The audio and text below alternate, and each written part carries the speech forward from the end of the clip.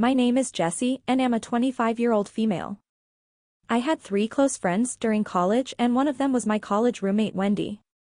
We took a bachelorette party trip to Vegas, and she slept with an old flame right next to me. My husband found out about this and it's causing a big rift in our marriage, and I need a constructive perspective. A little detail about me: I am married with a 1-year-old. Wendy and her fiancé were engaged for 6 months before we decided to embark on the trip to Vegas for her bachelorette party. Me and my 3 close friends do not live in the same city, so we didn't see each other that often, which made the trip much anticipating. We have had our share of craziness during our college days. We drank a lot and had our share of boyfriends. But when I met my husband, I knew I had to change because of him. He is a godly man, very spiritual. He influenced me a lot. Fortunately, I was arrested by Jesus Christ and gave my life to him. All the drinking and party became a lifetime ago.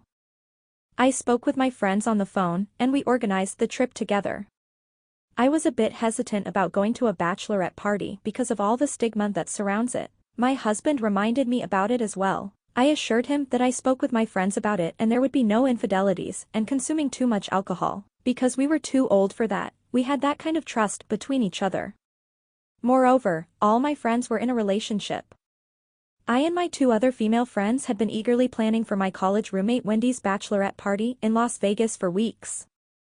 We all arrived at the airport around the same time and excited and ready to embark on our adventure. As we boarded the plane, I could feel the excitement building inside all of us as we felt like we were in college party mode again. We had all saved up to make the trip memorable for my dear friend. Upon arrival at McCarran International Airport, we hailed a taxi and made our way to the hotel. It was a beautiful place with all the luxuries and amenities that Vegas had to offer. I checked in and headed straight to my room to drop off my bags. I and Wendy would be sharing the same room, just like we did in college, except that we had 2 separate queen-size beds instead of 2 twin beds. My other 2 friends were sharing another room. We had decided to share to save money and spend more on entertainment. We quickly freshened up and headed out to explore the city. The bright lights, sounds, and sights of Vegas were overwhelming.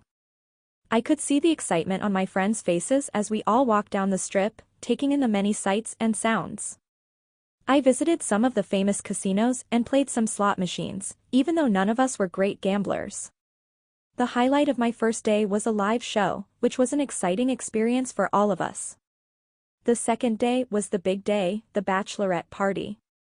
We all decided to start with a spa day to pamper ourselves. After a relaxing morning, we went to a rooftop pool to enjoy some sunshine and cocktails. In the evening, we all dressed up and went to a fancy restaurant for dinner. The food was exquisite, and the drinks flowed freely. We all had a great time, laughing and reminiscing about old times. As the night progressed, we went to a club, which was packed with people dancing and having fun. We were all dancing the night away and having a fantastic time. As I and my friends explored the city, my friends couldn't help but notice the abundance of attractive men in Vegas. They talked about hooking up with guys, but I tried to be the adult in the room, reminding them that they were all in a relationship and this wasn't that type of trip. We have grown past that. We had several guys approaching us, but I was always the one sending them packing, and I noticed my friends didn't like that. They told me to relax, and they are just having fun and are not going to take any of the guys home. I relaxed a bit and allowed my girlfriends to have their fun because they spend a lot on this trip, and I didn't want to be acting like their mom. However, I assumed it was unexpected when my college roommate Wendy ran into a guy she used to date. They had a tumultuous relationship, and she had not seen him in years. Come to find out, it was not unexpected as I thought because Wendy was well aware that the guy now lives in Vegas, and she contacted him as soon as she came to town. This behavior used to be normal to us back in college. We were used to dating multiple guys at a same time, but this time we are different. We were all in some level of relationship. I kept an eye on my girlfriends to make sure that they didn't do anything crazy. As time went on, we started drinking and some of my morals became loose. We were dancing and partying like the college days and having fun when my roommate Wendy spotted the old flame across the room. He came straight to her, and she introduced him to us. I remember my friend Wendy telling us about him. He is a very good looking, and has that player Casanova vibe written all over him. They chatted for a while, reminiscing about old times, and catching up on each other's lives, while I was paying attention to some other people. The guy seemed genuinely happy to see her, and before I knew it, they were dancing together. I and my friends watched from afar. It was nothing erotic, so we were happy for my roommate because she was having fun. I could see the chemistry between them, and it was clear they still had feelings for each other. After a few songs, the guy asked my roommate if she wanted to step outside and get some fresh air. She hesitated at first, but then agreed.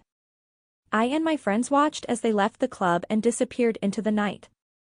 After they didn't come back for a while, I got the girls together so we would search for her. We went searching for her and we caught her making out with him at the corner. We laughed it up and I didn't remember getting mad about it because I was intoxicated and so were all of us. We were in a fun vibe. The guy told us that one of his friends had a suite and he was hosting an after party and we should join him. My friends wanted to go so I agreed. The 5 of us including the guy decided to continue the night with an after party in his friend's suites at the hotel. We all made our way to the suite, which was spacious and luxurious, with an incredible view of the city lights. The party continued with drinks, music, and laughter as we met several guys that were doing well for themselves. I lost touch with my 3 friends as we were all talking to men that are approaching us. I met a very handsome guy that I was attracted to and I had to remind myself that I was married so I wouldn't cross any boundaries. He was funny, charming, and had a way of making me feel at ease. Before our conversation went any deeper, I excused myself because I spotted Wendy becoming too comfortable with Old Flame. She had clearly smitten him, and they were happy. I see her enjoying herself so much. I tried to break them up so we can start going back to our hotel which wasn't too far from where we were. As the night wore on, we all started to get a little sleepy, and one by one, we decided to head back to our own rooms. I told the guy to leave but he kept following us and talking to Wendy. At one point she had her arm around him and we walked into the hotel. "This is my friend," Wendy kept saying to me. My other 2 friends both also had 2 guys with them. It was as if these girls did not understand that we were in a relationship. Almost like they were the same college girls and had never changed.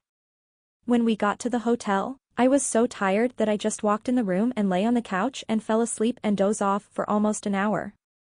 I was woken up because I heard a lot of noise from the bathroom. I got up to find out what it was, and it was Wendy and the guy. They were showering together. I threw out some bad words and asked what the F she was doing. "Oops, you have to go," she says to him, and we kicked him out. Clearly, they must have had sex already. I didn't see them, but they were both unclothed in the shower so that would be a reasonable conclusion. I asked my friend why she did that to her husband, and she swore that she didn't have sex with him. I didn't want to argue with her because I was tired and sleepy. It had been a long day. I was sure my other 2 friends were doing something similar but they were in another room so I couldn't police them. I took a shower and changed, then I went to bed. The room had 2 queen-sized beds. I was still drunk as well so I passed out easily. I wake up after maybe 30 minutes to see them having sex in the other bed. He was doing her on the bed from behind right in front of me. I freaked out and screamed what the F and get the hell out, she is getting married. I guess it was too late because he already finished in her. Which I saw when he stood up, he didn't even have any protection. My friend was just lying there with a naughty grin on her face like she stole some cookies. I don't know how long they were going at it and why it didn't wake me up sooner. I had already started dreaming. He pulls up his pants and leaves. After he left, I gave my girlfriend an angry stare and she started apologizing to me. I ignored her and went back to sleep.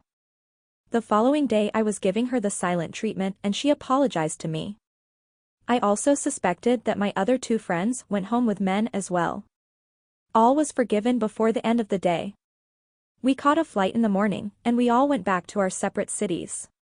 When I arrived home, my husband asked me about the trip, and I told him everything except for what my friends did. I felt guilty for omitting those details because we are very honest with each other. 2 days later I told him the truth of what my friends did. He told me that I have to call my friend and tell her to confess to her fiancé, but I refused to do so. He told me that if I didn't tell her fiancé that I am an accomplice and I was as guilty as her. My husband kept pressuring me for a week till I conceded and decided to call Wendy and tell her to confess. Wendy refused and told me that her fiancé would cancel the wedding and that she would delete herself if that happened. I told my husband that my friend said she would delete herself if her fiancé found out and breaks up the wedding. My husband was dismissive. He felt like she should have thought about it before she cheated. I felt like my husband was being inconsiderate and wasn't understanding how difficult it is for me. We had an argument over this, and he kept using the moral high ground and wanted me to expose all my friends and go nuclear on them. I told him that they are my friends, and we go way back, and I didn't even see the other two friends having an affair, only Wendy. Few weeks later I thought everything was forgotten. Then Wendy called me crying, asking me how her fiancé found out about her affair. I told her that I didn't tell him anything, but she didn't believe me. She cursed me and told me that we were no longer friends. I called her back and she wouldn't answer her phone. I confronted my husband and he admitted that he called Wendy's fiancé and told him everything. I was shocked and angry. I felt betrayed by my husband. I told him that I can't share anything with him, and I even threatened to divorce him because I can't trust him anymore. The worst part is that he refuses to apologize to me and believe that he is right, and he did the right thing. But that's not the point. The point is that it wasn't his position to expose Wendy. He took it upon himself because of his self-righteous platitude. He also want me to cut ties with all my friends and I refused. Our marriage is going through some challenges because of this and I don't know how to handle this. I know what Wendy and my friends did was wrong, but what my husband did was wrong also, and I find it hard for me to get over this. Please tell me if I was wrong. Was my husband on the right for doing this? I need a different perspective. Please be constructive on your perspective. I need help to build back the trust I used to have in my husband.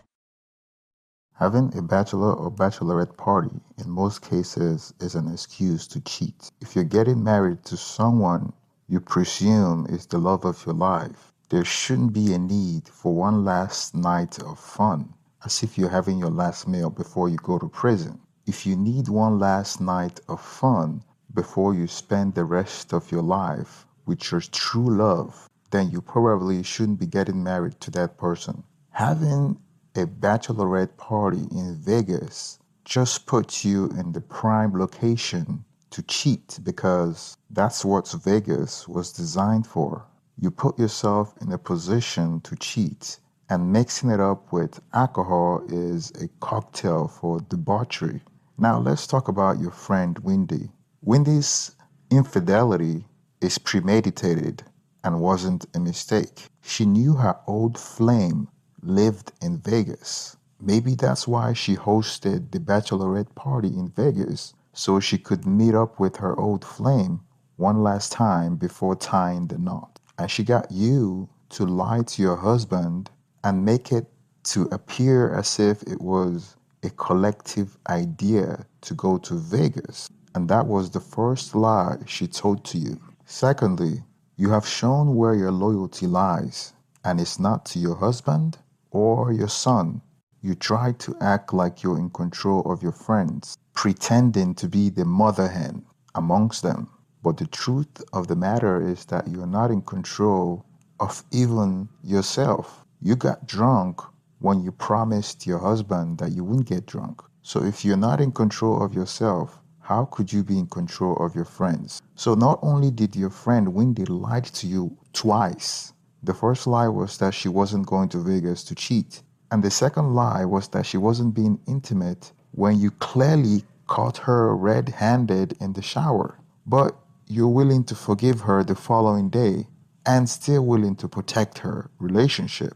Yet, you're debating whether to jeopardize your own marriage that you share a child with. That just shows how out of touch you are. Your husband exposed Wendy to protect your marriage because he knew that eventually birds of the same feathers flies together.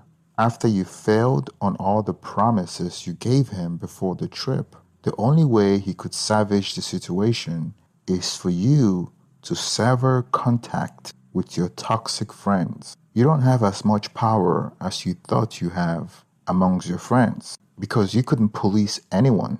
You made a commitment to your husband that you and your friends wouldn't drink, and you failed on those two accounts. To make matters worse, you initially lied to him by intentionally omitting the details of the infidelity.